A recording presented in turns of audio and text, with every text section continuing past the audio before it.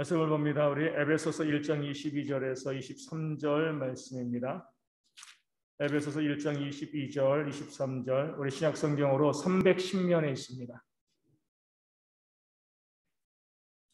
에베소서 1장 22절, 23절 말씀입니다. 제가 말씀을 읽어드리겠습니다. 또 만물을 그의 발 아래에 복종하게 하시고 그를 만물 위의 교회의 머리로 삼으셨느니라. 교회는 그의 몸이니 만물 안에서 만물을 충만하게 하시는 이의 충만함이니라. 아멘. 새신자반에서 7번째 강의는 교회란, 교회가 무엇인가, 이 부분이죠. 우리 성도님들이 가장 중심적으로 생각해야 될 바가 바로 이 교회가 무엇인가. 우리 땅에 보면 교회가 정말 많이 있잖아요. 저희 교회도 교회고 여기저기 교회들이 참 많이 있는데 그 교회들이 정말 진짜 교회인가 가짜 교회인가, 참된 교회인가 아닌가, 이것을 우리가 아셔야지 우리의 신앙생활에, 우리 영적인 생활에 유익을 얻을 수가 있습니다. 그렇지 아니하면 우리 신앙에 큰 어려움을 겪을 수밖에 없기 때문에 교회가 무엇인가, 이 부분을 함께 나누면서 우리 대형교회도 참된 교회가 되어지고요, 또 이 땅 가운데 참된 교회가 많아질 수 있도록 함께 기도하는 그런 시간들이 되었으면 좋겠습니다. 먼저 교회의 정의를 보면 우리가 많이 들은 이야기지만 교회는 이 건물이 아니죠, 그렇죠? 이 건물은 뭐예요? 예배당입니다, 그렇죠? 예배하는 곳, 예배당인 거죠. 그러니까 교회는 말 그대로 그 의미로 보면 부르심을 받은 자들의 모임, 이 공동체가 되어집니다. 그러니까 사람이 모여 있는 것이 교회가 되는 것이죠. 어떤 건물 자체가 교회가 아니라 교회는 예배당이고 건물로서 우리 성도들이 모여 있으면 거기가 교회가 되어집니다. 아무리 건물이 좋고 하래도요, 모임이 없으면 교회가 아니죠. 하지만 아무리 보잘것없는 그런 공간에 모여 있다 할지라도, 들판에 모여 있다 할지라도 거기 모여서 함께 예배하고 있으면 거기가 교회가 되어지는 겁니다. 예전에 인도에 갔을 때 아직도 이제 한 마을에서 어떤 건물에서 예배했던 때가 생각이 납니다. 예배하러 가자고 해서 모임을 가지러 갔는데 벽돌로 쌓은 대충 지은 그런 건물 안에 들어갔습니다. 건물도 아니죠, 조그만 집이죠. 바닥은 흙바닥인 거죠. 가장 먼저 한 게 무엇이냐면 거기다가 천막을 까는 거예요. 밑에다가 천막을 깔고, 그리고 예배 시간에 그 좁은 공간에서 정말 많은 아이들이 모여서 함께 예배했던 그런 기억이 있습니다. 그것이 바로 교회죠, 그렇죠? 건물이 얼마나 화려하고 얼마나 좋은가, 이것이 아니라 그 안에서 온전한 예배가 드려져 있고 그 성도들이, 구원받은 성도들이 그 안에 함께 모여서 믿음 가운데 예배하고 교제하고 있는가, 이것이 정말 중요하게 여겨져야지 교회가 무엇인지 알 수 있게 되어지는 겁니다. 우리가 보면 교회가 부패하면 부패할수록 교회가 신경 쓰는 게 뭐예요? 예배당 건물이죠, 그렇죠? 얼마나 예배당을 화려하게 잘 우리가 지으려고 하는가. 우리 중세 시대에 보면 우리 건축 양식이 고딕 양식이잖아요. 하늘 높이 솟아 있습니다. 하나님과 같이 닿을, 하나님 곁으로 좀 더 가까이 가기 위해서 그렇게 하늘 높이 건물을 지었는데 어떻게 보면 이 바벨탑과 같은 겁니다. 우리 종교개혁 이전에 면죄부를 파는 목적 중에 하나도 성당을 짓기 위해서, 예배당을 짓기 위해서 말도 안 되는 교리를 내세워서 면죄부를 파는 그런 일들이 있었습니다. 사람들이 내면이 없으면, 참된 신앙이 없으면요, 겉으로 보여지는 것을 가지고서 자신을 자랑하려고 애쓰고 노력을 합니다. 문제는 뭐냐면 그런 모습이 이 시대의 교회 가운데도 너무나 많이 있다는 거죠. 수백억, 천억짜리 교회들도 있습니다. 교회를 어떻게 화려하게 잘 지을 것인가, 어떻게 크게 지을 것인가, 이게 목회자들이 내가 성공적인 목회를 하는가 그렇지 아니한가의 척도가 되어집니다. 교회를 건축하는 것, 큰 교회를 짓는 것, 또 어떤 분들은 담임 목사님이 은퇴하시고 또 새롭게 교회에 부임해 가면 가장 먼저 교회 인테리어, 교회 재건축에 힘쓰시는 분들이 있습니다. 왜냐하면 성도들은요, 그렇게 뭔가 교회가 변화되어지면 뭔가 되어진다라고 생각을 합니다. 우리 교회가 바뀌었어, 우리 교회가 이렇게 좀 세련된 모습으로 새롭게 변화되었어, 그 자체가 이 성도들에게 뭔가 변화의 느낌을 주기 때문에 그래요. 뭐가 문제냐면 그렇게 교회를 잘 만들어가는 것 자체 우리가 부정하지 않지만 그렇게 교회를 잘 만들어가고 크게 만들고요, 외형을 강조하는 교회일수록 진짜 교회인 성도들의 모임은 점점 줄어들고 있다는 거예요. 모든 사역의 핵심을 성도들이 함께 모이는데 이 교회가 되어지는 데 두어야 되는데 그렇게 하지 않냐고요. 건물을 짓는데 이 신경을 쓰고 건물을 짓는데 모든 에너지를 쏟아붓는 그런 모습이 있으면 참된 교회라고 볼 수가 없는 거죠. 수십만씩, 수만 명씩 모이는 교회들이 있습니다. 일주일에 몇 번 모여요? 딱 한 번 모이죠. 1, 2, 3, 4, 5, 6, 9 예배에서 내가 어느 한 예배 딱 가서 예배하고 나면 모임이 없어요. 내가 어느 교회를 다니고 있어. 난 어느 교회 등록하고 어느 교회 섬기고 있어. 이렇게 이야기하지만 그 교회에 가서 믿음의 공동체 가운데 있는 경우들이 없는 거죠. 우리 선거 때가 되어지면 우리 이제 이 정치인들이 열심히 교회를 다니잖아요. 교회에 갔다 와서 또 어디 가요? 또 절에도 가죠. 성당에도 가고. 그 사람들이 교회에 갔다라고 이야기할 수 없어요. 모임에 간 게 아니잖아요. 잠깐 드는 거잖아요. 그럼 교회라고 부를 수가 또 교회 회원이라고 부를 수가 없습니다. 한 곳에 모여서 모이기 힘쓸 때 그 모임이 그 안에 있을 때 그게 진짜 교회의 모습이 되어지고요. 교회가 살아있는 공동체인가 그렇지 아니한가 어떻게 할 수 있냐면 성도들 안에서 그 교회 안에서 많은 모임들이 계속해서 만들어지고요. 그 모임 가운데 참여하고 애쓰고 수고하는 그런 모습이 있을 때 교회다라고 이야기할 수가 있습니다. 주일에 딱 한 번 예배드리러 나와서 예배하고 또 성도들 간에 어떠한 교제도 없이요. 그냥 돌아가고 나서 나는 대형교회를 섬기고 있어. 나는 어떤 교회를 섬기고 있어. 이렇게 이야기하는 것 자체가 잘못된 거죠. 그런 모습이 있으면은요. 예배당에 나오는 겁니다. 교회로 모이는 것이 아니죠. 진정한 성도는요.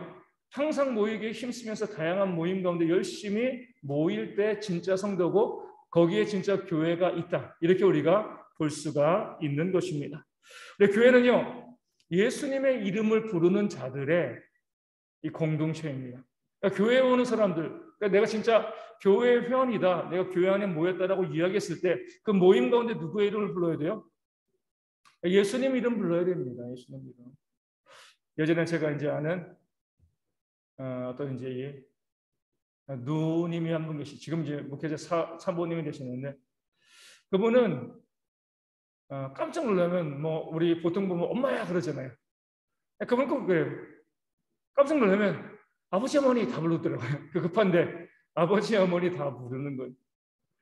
어찌됐건 그 누나의 입장에서는요. 그 아버지와 어머니의 사랑을 많이 받은 거죠. 다 그 이름을 부르는 거예요. 우리가 우리의 입에서 이 주어로서 어떤 말을 많이 쓰느냐가 그 존재가 내가 섬기는 신이 되어지는 겁니다. 우리 매번 입에서 돈, 이 모든 것을 이 돈을 입에 달고 사는 사람들 있잖아요. 누구 섬기는 거예요? 돈을 섬기는 거예요. 어떤 사람 이름을 연호하고요. 그 사람의 이름을 계속해서 이야기하면 그 사람을 섬기는 겁니다. 그것이 남편, 아내, 부모, 자식이 되어질 수도 있어요. 우리가 교회로 모인다는 것은 우리가 교회라는 것은요. 항상 우리 예배에서 뭐예요? 예수님. 우리 모든 삶에 있어서의 주어가 예수님이 되어야 하는 거죠. 그러니까 예수님께서 이렇게 하셨습니다. 예수님께서 이렇게 준비하시고 이렇게 역사하시고 때로 우리 삶에 고난과 어려움이 있을 때 이 고난과 어려움을 주시는 분도 예수님이고 이기게 하시는 분도 예수님이고 그 삶의 모든 어려움과 문제가 있을 때 예수님이 계시기 때문에 나는 두려워하지 않습니다. 이렇게 이야기할 수 있는 것. 그러니까 내 입에서 하루에 예수님 하나님의 이름이 몇 번 나오는가. 어떤 분들 보면 교회 다니면서도 한 번도 안 나는 분들이 많이 있습니다. 그러니까 사람들과 이야기할 때, 기도할 때 매고, 기도할 때 우리가 이제 예수님의 이름으로 기도하고 막 그러는데, 일상생활에서 사람들과의 대화에서도 하나님께서 이렇게 하셨어. 예수님께서 이렇게 도와주셨어. 그러니까 예수님의 주어가 돼서, 그러니까 예수님의 이름이 나오지 않는 경우들이 너무나 많이 있어요. 그러니까 우리가 하나님 믿는다고 하면서 교회에 와 있다고 하면서 우리가 하나님을 믿는 것도 아니고요. 교회로 모이는 것도 아니죠. 교회로 모인다는 것은요. 우리의 입을 통해서 항상 뭐예요? 예수님의 이름이 계속 증거되어지고 그 이름이 불려질 때 거기에 참된 교회가 있는 겁니다. 우리 모임 공동체도 마찬가지. 이 모두가 예수님이 하셨습니다. 예수님의 역사이고 예수님의 긍휼이고 예수님의 사랑입니다. 이렇게 이야기하면 교회죠. 목사님이, 집사님이, 장로님이, 또 돈이, 또 누가 자꾸 하나님이 아닌 다른 사람들의 이름이 불려지기 시작을 하면 거긴 참된 교회라고 부를 수가 없어요. 믿는 성도라고 하면요, 항상 예수님이라면 어떻게 하실까? 그 책의 제목처럼 늘 그런 마음을 가지시면서 예수님의 입장에서 예수님이 우리 삶에 주어로 들어오도록 살아가는 것이 진짜 우리 교회의 모습이 되어지는 것이고요. 또 우리가 예수님께서는 베드로에게 이 반석 위에 내 교회를 세우겠다라고 말씀하셨잖아요. 이 반석은 뭐죠? 신앙의 고백이죠. 믿음의 고백 위에 교회가 세워지는 겁니다. 어떤 제도의 어떤 건물 위에, 돈 위에 교회가 세워지는 것이 아니라 우리가 가지고 있는 신앙의 고백 위에 이 교회가 세워지는 거죠. 우리가 교회가 되었다는 것은요, 언젠가는 저희가 꼭 한번 할 건데, 내가 내 신앙 고백을 가지고 있어요. 건전한 신앙 고백, 바른 신앙 고백. 사도신경이 있으니까 됐어요. 이것이 아니라 내 신앙 고백이 무엇인가, 내 믿음이 무엇인가, 내 고백이 무엇인가. 베드로가 저는 그리스도시요 살아계신 하나님의 아들이십니다, 이렇게 고백한 것처럼 하나님에 대한, 구원에 대한 내 신앙의 고백이 분명할 때 거기에 교회가 세워지는 거예요. 아무리 많은 사람들이 모였어도요, 당신의 신앙 고백이 무엇입니까? 물어봤을 때 글쎄요, 이렇게 하면 교회라고 부를 수가 없는 거예요. 그러니까 교회는요, 분명한 신앙 고백이 있어야 됩니다. 이 반석 위에 주의 교회를 세우겠다라고 말씀하셨거든요. 그렇기 때문에 우리가 항상 우리 믿는 성도들은 우리가 교회로 모인다고 했을 때 내 신앙, 내 고백이 무엇인가를 우리가 가지고 있어야지 바른 교회로 모일 수가 있게 되어지는 겁니다. 또 우리가 예수님께서는 내 교회를 세운다고 그랬어요. 교회는요, 교회의 주인은요, 예수님이 되시는 거죠. 물론 우리는 주인 의식은 가져야 됩니다. 하지만 주인은 누구예요? 예수님이시죠. 예수님께서 교회의 주인이시기 때문에 그러니까 내 것을 주장해서는 안 되죠. 그러니까 모든 것을 결정하고 모든 일을 행할 때 앞서 말씀드린 것처럼 예수님이라면 어떻게 하실 것인가 라고 바라보시며, 무엇보다도 예수님의 주인 되시기 때문에 예수님께서 하시는 말씀에 순종하면서 교회를 세워나가야지 그게 진짜 교회가 되어지는 겁니다. 그렇게 하지 아니하고 내가 주인이 되어지고 목사가 주인이 되어지고 어떤 교회 특정한 성도들이 주인이 돼서 그 사람들의 말에 교회가 좌지우지하면요, 진짜 교회라고 부를 수가 없습니다. 가톨릭이라든가 이런 우리 단체에 대해서 우리가 참된 교회라고 부를 수 없는 것은요, 하나님의 말씀보다 뭐가 더 없어요? 교황의 말이 앞서는 거예요. 하나님의 말씀이 가장 중심이 되어지고 그 말씀에 공동체가 순종할 때 진짜 교회가 되어진 겁니다. 하나님의 말씀이 있음에도 불구하고요, 그 말씀에 순종하지 아니하면 교회가 아닌 거죠. 우리 가운데 보면 가장 대표적으로 원수를 사랑하라라고 말씀하셨잖아요. 그러니까 교회의 주인 되어 주신 하나님께서 말씀을 하시는 겁니다. 그럼 우리가 교회로 모였다고 하면 그 말씀이 어떻게 돼요? 순종이죠. 우리가 주의 말씀이 그러함에도 불구하고요, 말씀에 순종하지 않아요. 그럼 교회가 아니에요. 내 생각 물론 있습니다. 어떻게 원수를 사랑합니까? 내 주장도 있고요. 할 말 많이 있는 거 알지만 그래도 이 교회의 주인이 예수님이라는 이 사실을 고백한다라고 하면은요, 그 말씀에 우리가 철저히 순종하고 복종하는 그런 모습이 있을 때 거기가 교회가 되어지는 거예요. 그리고 거기가 나중에 우리가 맨 뒤에 보겠지만 그런 말씀에 순종하고 복종하는 곳에 무엇이 이루어져요? 천국이 이루어지는 거예요. 천국을 다르게 이제 만들려고 했을 필요가 없어요. 하나님께서 우리 가운데 주신 그 말씀 그대로, 이 말씀 그대로 살아가면 거기가 천국이죠. 원수도 사랑하죠. 내 이웃을 내 자신처럼 사랑하고 지극히 작은 자를 예수님처럼 섬기고요. 흩어 구제하고요. 섬기고 발 씻어주고 사랑하고 이런 모습을 가지고 있으면 당연히 거기가 천국이 되어질 수밖에 없습니다. 항상 기뻐하고 쉬지 말고 기도하고 범사에 감사하는 것이 천국이 되어지는 거죠. 성경 말씀은 우리로 하여금 천국을 이룰 수 있는 모든 길을 다 알려주셨습니다. 그 말씀에서 순종하기만 하면 돼요. 문제는 뭐예요? 우리가 진짜 교회가 아닌 게 문제가 된 거죠. 내 교회인데, 예수님의 교회인데 마치 내 교회인 것처럼 내가 주인이 되어서 내 고집대로 내 생각대로 내 주장대로 나가다 보니까 이 교회가 이 천국이 아니라 때론 지옥과 같은 그런 공동체가 되어질 때가 많이 있는 겁니다. 그래서 우리가 예수님의 교회라는 사실을 우리가 기억하고 예수님의 말씀 가운데 철저히 순종하는 것이 교회의 본질이다. 저희 기도 제목도 그렇습니다. 대형교회가 천국이 되었으면 좋겠습니다라고 기도하는데 그 전에는 어떤 내용이냐면 하나님 우리 모든 성도들이 하나님의 말씀 가운데 온전히 순종함을 통하여서 여기가 정말 천국과 같은 그런 공동체가 되었으면 좋겠습니다. 이게 기도의 제목이거든요. 순종으로 우리가 이 천국을 만들어 갈 수가 있게 되어지고 그것이 진짜 교회가 되어지는 겁니다. 그러면서 보면 교회가 부패했어 이렇게 이야기할 때는 누가 부패한 거예요? 교회 자체 성도들이 우리 모두가 부패한 거죠. 세상의 교회를 향해서 비난하고 욕할 때 우리가 우리 자신이 교회를 이루는 성도들이 부패하고 죄를 지었다는 것을 인정해야 됩니다.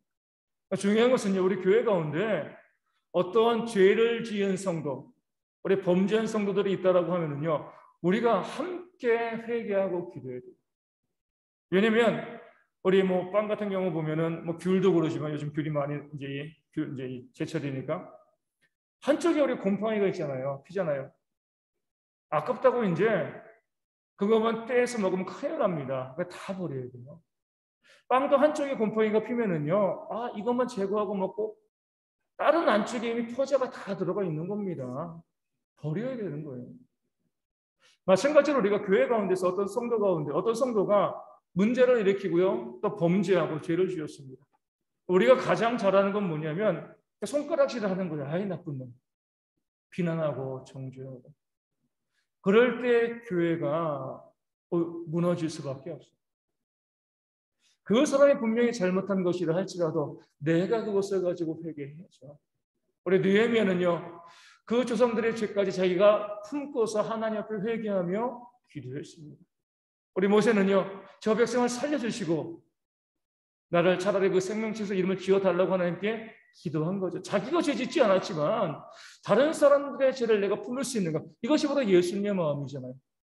무죄한 자로서 죄인인 우리를 위해서 십자가를 지신 그 예수님께서 내가 그렇게 1만 달란트 너희를 탕감해 줬으니까 너희도 100데나리온 용서하라 이렇게 말씀하셨습니다. 그래서 우리가 교회 가운데서 죄 짓는 사람도 문제지만은요, 더 큰 문제는 뭐예요?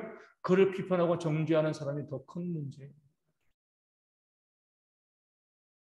우리 함부로 막 남을 비판하고 정죄하고 아이 나쁜 놈들 못난 놈 막 이렇게 이야기하지만 그런 우리를 하나님이 가장 미워하시는 거예요. 그 사람의 죄를 옹호하려는 게 아니죠.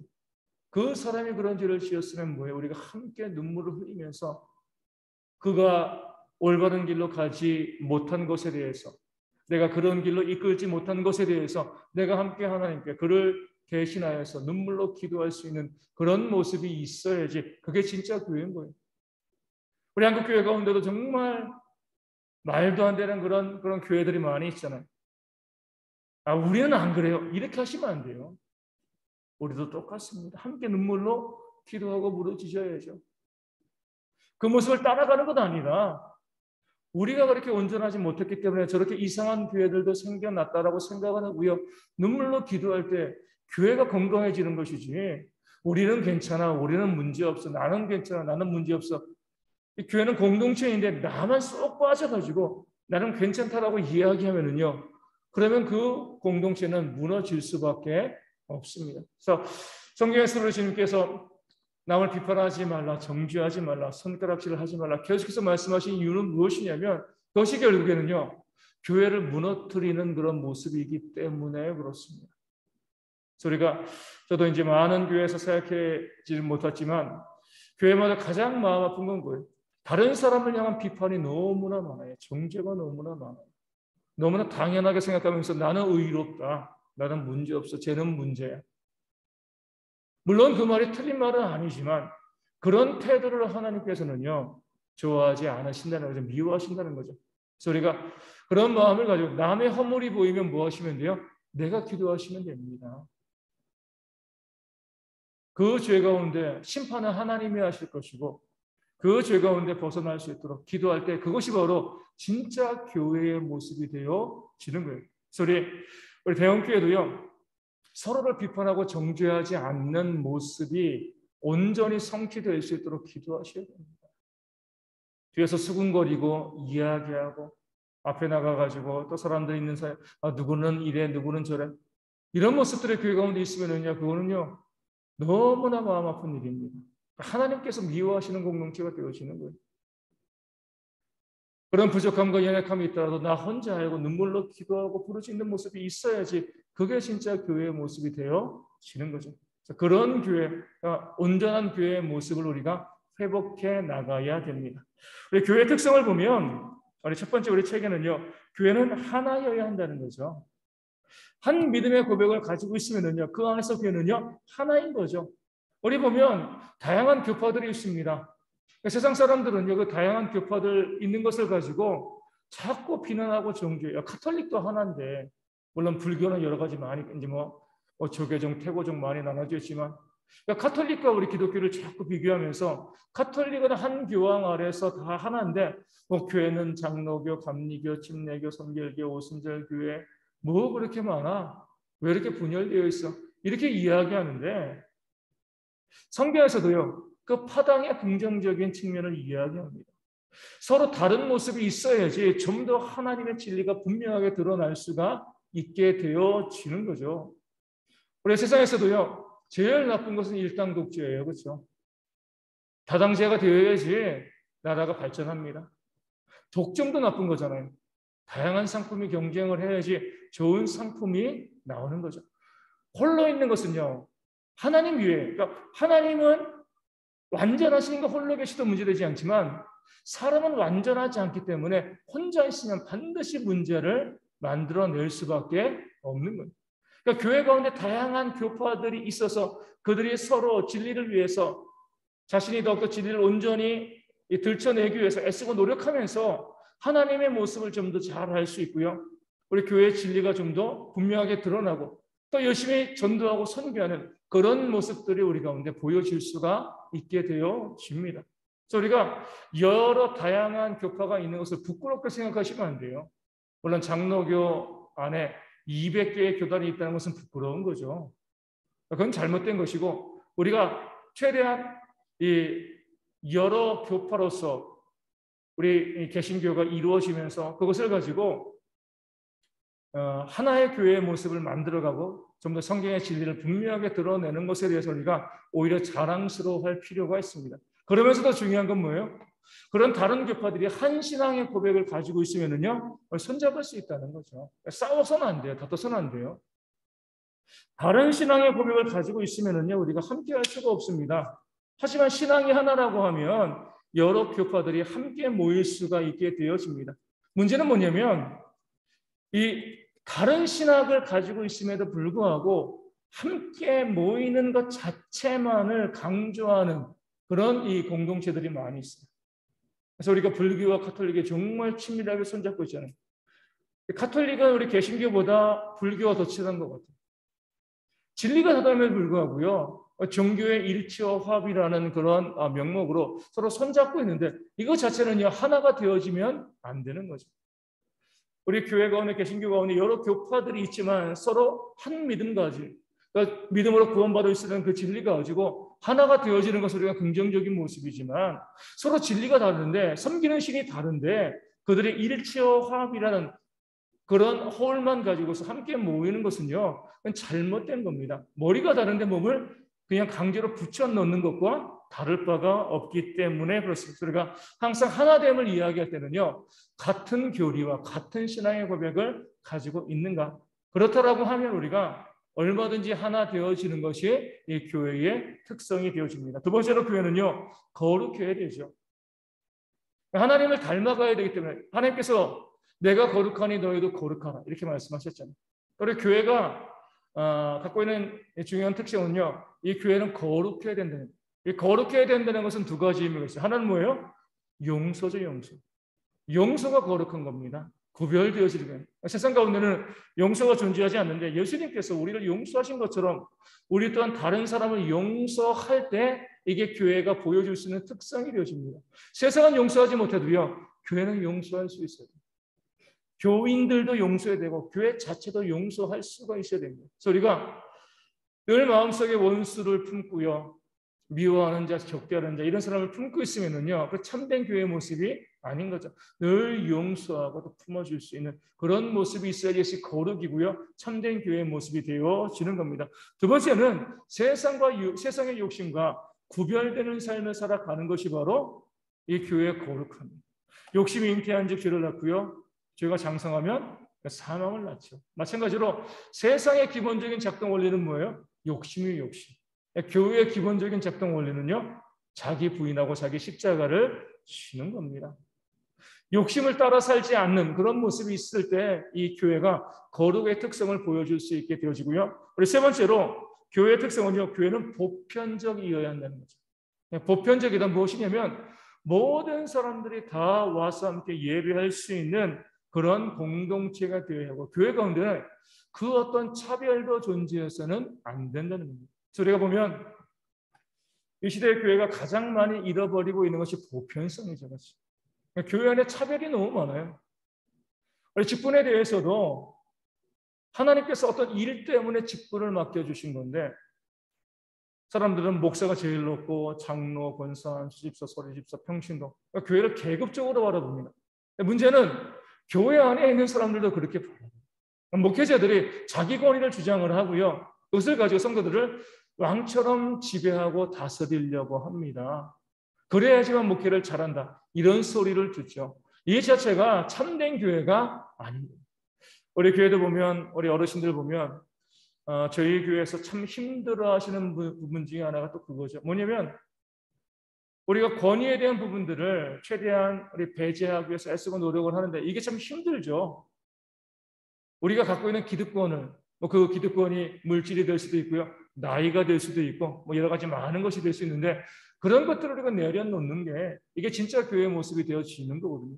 그런 면에서 우리가 교회 가운데 어떤 차별도 존재하지 않고 모든 사람을 동등하게 대우하고 바라볼 수 있는 그런 모습이 있을 때, 우리 어린아이부터 우리 어르신까지 모든 사람을 하나의 성도로, 우리 교회 구성원으로 바라볼 수 있는 그런 모습이 있을 때, 그 누구도 차별하지 않는 모습이 있을 때 교회가 진짜 교회가 되어지는 겁니다.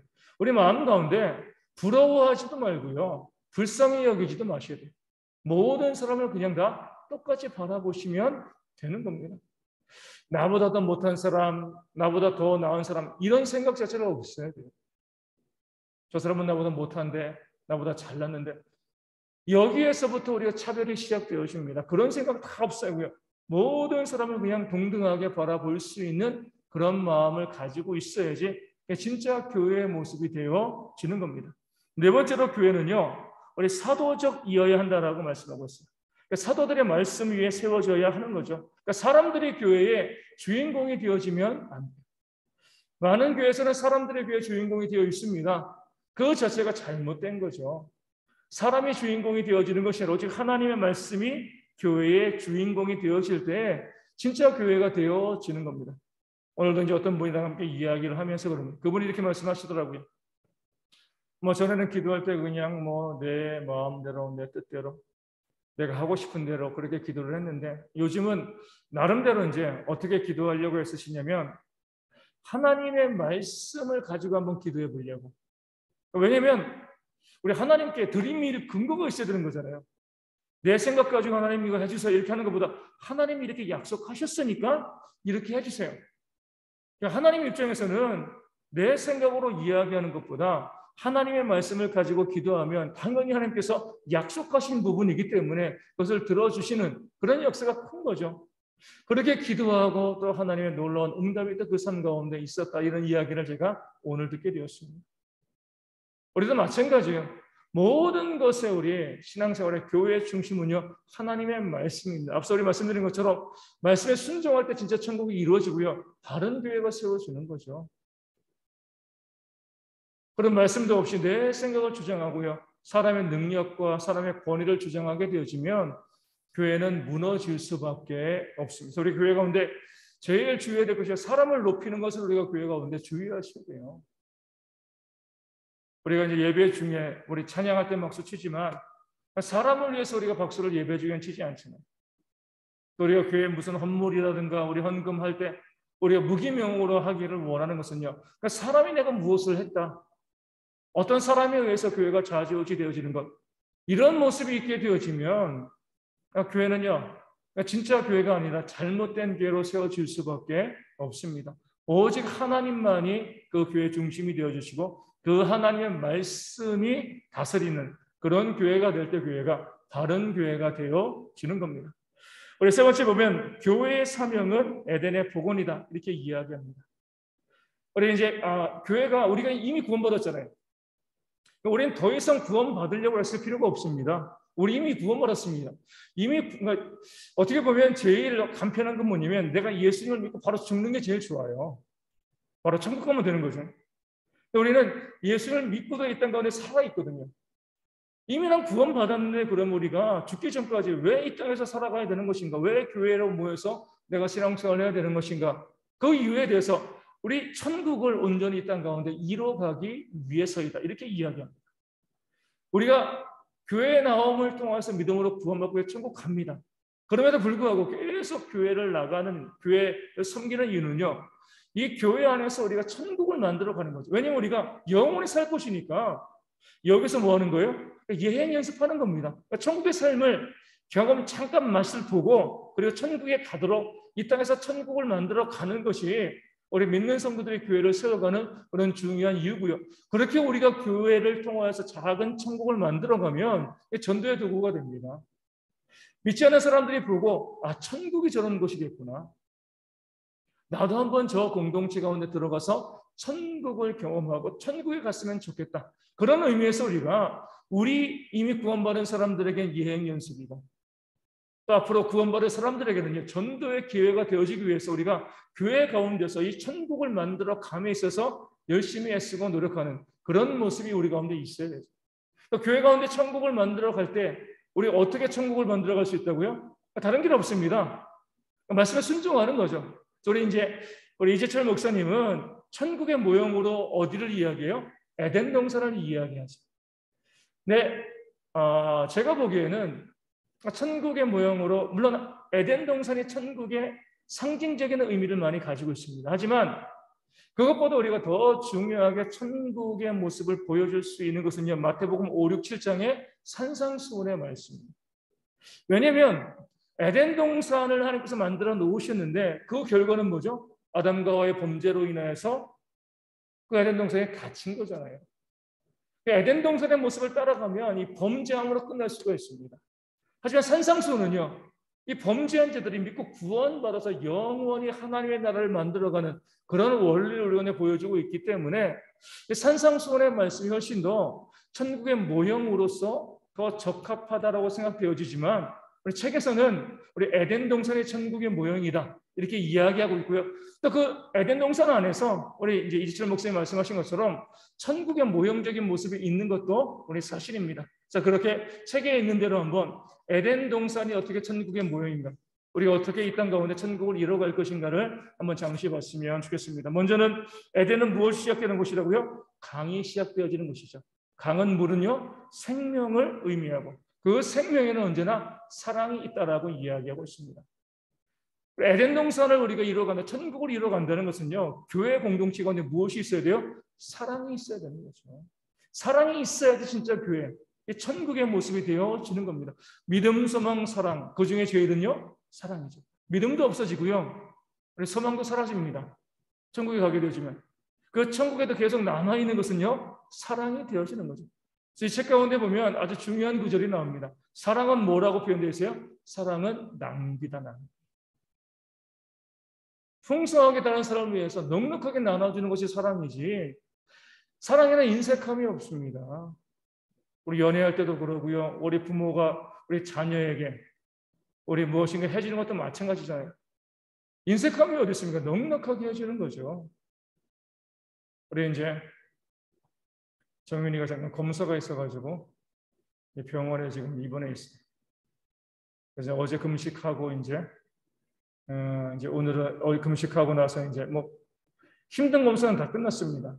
그러니까 이제 병원밥만 먹으니까 워낙 많이 먹는 애니까 너무 이제 배가 고픈 거예요. 병원밥만 먹고. 그래가지고 간식을 좀 사달라고 부탁을 해가지고 어제 이제 마트에 가가지고 간식을 사서 1층에 데스크에 놓으면 이제 병실에 못 들어가니까 그래서 옮겨주더라고요.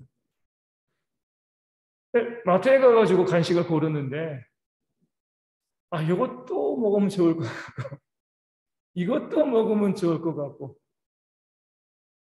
그러니까 이제 병원 밥 나오고 계속 뭐 오래 있는 것도 아니고 이제 내일이면 퇴원을 하게 되어지는데 쇼핑백에 하나를 꽉 채운 거예요. 그래가지고 이제 이거 너무 많은 것 같은데 그래도 그냥 에이 뭐 그 중에서 골라 먹고 아니면 남은 거 가져오겠지 해가지고 이제 거기다가 이제 맡겼죠. 맡겼더니 이제 우리 나중에 이제 저 집사람 카톡으로 와가지고 간호사들이 소풍 왔냐고 뭐 이렇게 간식을 많이 사왔냐고. 근데 부모 입장은 그래요. 조금이라도 아이가 맛이 이거 좋아할 것 같으면 이것도 그냥 이렇게 하다 보면 그 품목이 늘어날 수밖에 없는 거죠. 많아질 수밖에 없어요. 자식이 병원에서 뭐 먹고 싶다 그러는데 과자 하나 달랑 사주고 이거나 먹고 있어. 이렇게 할 부모가 어디 있습니까? 최대한 내가 챙겨줄 수 있는 대로 많은 것을 챙겨주는 거죠. 이게 바로 진짜 사랑의 모습. 낭비죠, 낭비. 어떻게 보면. 사랑하니까 낭비할 수 있어요. 우리가 교회에서 보면 사랑한다라고 하면서 뭔가 남을 섬기는 것 같은데 인색한 그런 부분들이 있어요. 아주 딱 맞춰가지고 이런 것은요 진짜 사랑이라고 볼 수가 없습니다. 좀 넉넉할 수 있어야 돼요. 여유로울 수 있어야 됩니다. 그 사람이 우리가 줄 수 있다고 하면 더 풍성하게 나눠줄 수 있는 그런 모습이 있어야지 진짜 사랑이 되어지는 거죠. 이게 바로 교회가 회복해야 될 그런 천국의 모습이 되어지는 겁니다. 두 번째로 에덴은요 울타리가 쳐진 곳이다. 우리 책에 그렇게 나와 있습니다. 우리 히브리 원어로 보면 에덴은 이 가든처럼 일반 뭐 언덕이 아니라 가든처럼 이 꾸며진 곳, 울타리가 있는 곳이 바로 에덴이다. 그러면서 우리 책에 나온 것처럼 우리 예지로 목사님은 이 울타리가 무엇을 의미하는가? 구별됨을 의미하는 것이 아닙니다. 세속과 구별되어진 세상의 가치관이 들어오지 않고 오직 하나님의 말씀이 중심이 되어지는 것이 이 천국이고 거기가 그런 모습을 교회가 회복해 나가야 된다. 교회 가운데 보면 세상의 생각을 가지고 교회 가운데 오시는 분들이 의외로 많습니다. 세상에서는 이렇게 하는데 세상에서는 저렇게 하는데 예전에 말씀드린 것은 어떤 이제 큰 회사 기업체 임원인 분이 하나님 믿고 교회 나가고 또 신앙도 참 좋았던 것 같아요. 나가면서 이제 신앙생활 잘하고 해서 얼마 안 돼서 교회 이제 장로님이 되신 거죠. 그래서 이제 장로가 되어서 처음으로 이제 당회에 딱 참석을 하게 되었는데 교회 어떤 문제가 있어가지고 그 문제를 가지고서 막 교회에서 당회에서 논의하다가 목사님께서 이제 새롭게 되어진 그 이제 장로님에게 이렇게 물어보셨다는 거예요. 이런 경우 회사에서는 어떻게 처리합니까? 그 말을 듣고 이분이 신나서 이야기한 게 아니라 충격을 받은 거예요. 교회에는 하나님의 룰이 있고 하나님의 법칙이 있는 건데 왜 교회에서 세상의 법칙을 물어보고 세상의 방식을 따르는가? 처음으로 당회 갔다가 시험에 드신 거죠. 기대한 거예요. 이런 문제를 교회에서는 성경적으로 어떻게 풀어갈까 이런 기대를 가지고 왔는데 성경적인 방법이 아니라 세속의 방법을 물어보고 거기서 답을 얻으려고 하니까 교회와 세속이 성과 속이 구별되어지지가 않는 거죠. 에덴은 울타리가 쳐진 것이 교회도 마찬가지입니다. 너희는 이 세대를 본받지 말라. 바울이 말씀하신 것처럼 우리 또한 세상의 사고방식 가지고요. 교회 가운데 들어오시면 안 돼요. 세상에서는 뭐 돈 벌기 위해서 뭐 아파트 투기도 하고 막 하고 그러지만 우리 교회 안에서는요. 그런 세상의 사고방식을 가지고서 우리도 이렇게 해야 돼. 이것이 아니라 어떻게 우리가 가지고 있는 것을 어려운 이웃에서 나눠줄 수 있을 것인가. 이것을 고민할 수 있는 것이 교회가 되어지는 거죠. 그러니까 세상의 사고방식을 철저히 차단하고요. 하나님의 원리에 따라 움직이는 것이 진짜 천국의 모습이 되어지는 겁니다. 그리고 세 번째로 보면 에덴은 보석이 있는 곳이다. 저는 이제 이 해석이 참 좋습니다. 이 사방에 이제 이 금으로 있고 보석들이 있는 그런 이제 지역들을 이제 설명해주고 있는데 그러면서 또 나중에 이 요한계시록의 천국을 못 되었대요. 그 천국의 모습과 보면요, 온갖 이 새하늘과 새 땅이죠. 온갖 이 금은 보화들로 장식이 되어 있는 거잖아요. 그러면서 이제 이렇게 해석을 하는 거잖아요. 그 온갖 보석들이 무엇을 위해서 쓰이고 있는가? 자랑하기 위해서 쓰이는 것이 아니라 건물을 짓는 데 쓰이고 있다는 거죠. 재료가 되어지는 거예요. 내가 소유하고 내가 자랑하고 내 부를 과시하는 수단으로 그렇게 보석이 쓰여지는 것이 아니라 그 보석으로 길을 깔고요. 건물을 짓는 그런 모습이 바로 이 천국의 모습이다라고 성경에 보여주고 있습니다. 우리가 이 땅에서 이뤄가야 될 이 천국도 마찬가지예요. 우리 삶에 있는 보석 같은 것들, 물질들, 좋은 것들 이것을 가지고요. 우리 어려운 이웃들을 위한 그 삶을 세워나가는 데 쓰는 거죠. 내가 가지고서 자랑하고 내 부를 과시하는 것이 아니라 내게 있는 그 삶의 보석들을 이 땅의 성도들의 삶을 세워가고 어려운 이웃들을 세워가기 위해서 기꺼이 쓰는 것이 바로 진짜 교회가 되어지는 겁니다. 그래서 초대교회 보면 어떻겠어요? 사도행전을 통해서 앞으로 계속 보겠지만 아무도 자기의 것을 자기의 것이라고 주장하지 않고 집과 밭을 팔아서 사도들의 발 앞에 두고 또 교회는 각 사람의 필요를 따라 그것을 나누어 주었다. 이것이 바로 보석으로 집을 짓는 겁니다. 내가 가지고 있는 것들, 세상에 유익한 것들을 가지고 왔어요. 그러니까 교회가 함께 그것을 나누면서 어려운 이들을 돌보고 섬기는 그런 모습이 있어야지 이게 교회예요. 근데 요즘 교회는 어때요? 내가 가지고 있는 것을 자랑하기만 하죠. 나 이런 사람이다. 나 이렇게 재산이 많고 이렇게 부자야라고 이야기하면서 그것을 나누지가 않잖아요. 진짜 교회의 모습이 아니죠. 우리에게 있는 그 보석을 집을 짓는데 교회를 짓고요. 또 성도들의 삶을 세우는 그런 기본적인 재료로 쓸 수 있는 것이 진짜 교회, 천국의 모습이 되어지는 겁니다. 네 번째로 에덴은 의무를 다하는 것이다. 그래서 에덴은 기쁨이라는 뜻인데 이는 부여된 의무와 책임을 다한 뒤에 주어지는 기쁨이다. 이렇게 책에서 이야기하고 있습니다. 이런 에덴이 제기동사로 쓰인다. 뭐라고 있어요?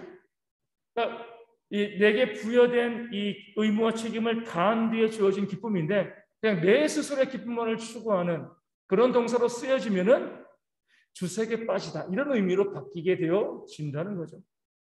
우리가 기쁨을 추구할 때 의무와 책임을 다하면서 섬김과 나눔으로 그렇게 기쁨을 추구해야 되는데 내 스스로의 기쁨과 만족을 추구하게 되어지면요, 그 교회는 타락할 수밖에 없는 거죠. 그러니까 우리의 기쁨의 근원은 어디 있어요?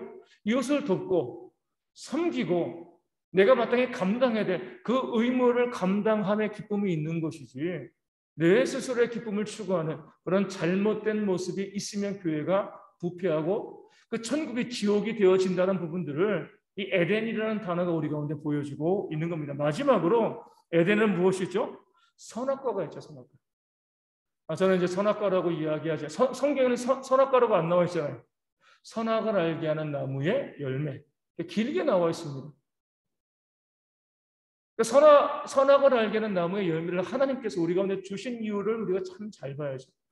많은 사람들은 왜 하나님께서 그거 만들어 놓으셔가지고 사람들이 시험 들고 그것 때문에 이렇게 이 범죄하고 세상이 악해졌는가? 하나님에게 문제가 있다라고 이야기하죠. 마치 뭐와 같아요?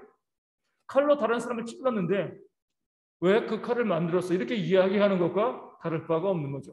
잘못을 한 사람을 탓하지 아니하고 왜 그 도구를 만들었느냐? 이렇게 이야기하면 안 되는 거죠. 마찬가지로 하나님께서는요, 죄를 지으라고 선악과를 만들어 놓으신 것이 아니죠. 왜 만드신 거예요? 모든 자유와 모든 것을 다 복을 내려주시고 그럼에도 불구하고 나는 하나님이고 너희는 백성이다. 나는 창조주이고 너는 창조주이고 너희는 피조물이다. 나는 명령하는 자이고 너희는 명령을 받는 자이다. 이 관계가 온전히 세워져야지 거기가 천국이 되어지는 겁니다. 아담과 하와는 어떻게 했어요? 하나님과 같이 되려고 그 나무의 열매를 따먹고 죄를 범하고 거기서 쫓겨나게 되어진 거죠. 이런 모습이 오늘날 이 시대의 교회 가운데도 많이 있습니다. 하나님만이 우리 왕이시고 창조주이시고 우리 주인이시고 우리는 그 피조물이잖아요. 그렇죠? 근데 하나님을요, 우리가 얼마나 가볍게 여기고 있는지 모르겠어요. 교회가 천국이 되어지기 위해서는 하나님을 향한 경외함과 두려움이 있어야 됩니다. 자주 말씀드리지만 교회 딱 나와야 되는데 회사 직장 상사가 우리 주말인데 등산 가야 된다. 우리 팀이니까 같이 가야 돼. 그럼 어떻게 돼요? 그냥 등산 가는 거죠. 예전에도 서울에 있는 교회에 있을 때 참 제가 이 마음 아팠던 부분은 그거예요. 그때 이제 우리 그 교회에서 우리 청와대에서 일하시는 분이 한 분 계셔가지고 우리 이제 그 이 국회 조찬 기도 이제 청와대 조찬 기도인가 이제 청와대죠 국회가 아니라 청와대 조찬 예배 조찬 기도회 이제 예배 모임 가운데 저희 교회에서 성가대가 가고 그 성기동 교회 성가대가 목사님 가서 말씀을 증거했어요. 이제 그냥 들어가는 게 아니잖아요. 신원주에 다 하고 또 가기 전에 이 10시 모임이다 그러면 8시 미리 집합을 해가지고 이렇게 가가지고 이제 가서 예배하고 이제 나오는 거예요. 그 모습을 보면서 제가 상당히 마음이 아팠죠. 왜 마음이 아팠냐면 그분들 중에 어떤 분들은 예배 시간에 늦는 분들이 있거든요. 예배 시간에 맞춰오는 것은 중요하게 생각하지 않는데 청원에 들어간다 그러니까 직장에 다 이제 이 휴가 신청을 하고 평일에 가는 거니까요. 휴가 신청 다 하고 직장 빼고 유급인지 무급인지 미리 2시간부터 가가지고 준비해가지고 옷 잘 빼입고 가가지고 청와대 가가지고 그렇게 예배하고 있는 거예요. 세상에 대통령에 갈 때 그렇게 하는데 하나님께 나올 때는 늦거나 빠지거나 아무렇지도 않게 생각을 하는 거죠. 그럼 누가 높은 거예요? 대통령이 더 높은 거죠, 하나님보다. 우리가 하나님께서 우리의 아버지이시다, 우리의 창조주이시다 이런 마음을 가지고 있으면요, 우리가 하나님께 나올 때 어떤 마음으로 나와야겠습니까? 지난주에 우리 개근하는 신앙에서 말씀을 드렸는데 하나님께서 우리 가운데 계심을 우리가 깨달아 알게 되어지면요, 그 하나님을 우리가 내 신으로 나를 구원하실 자로 이 창조주로 내가 섬기게 되어지면요, 내가 하나님께 나오는 자세가 달라질 수밖에 없어요.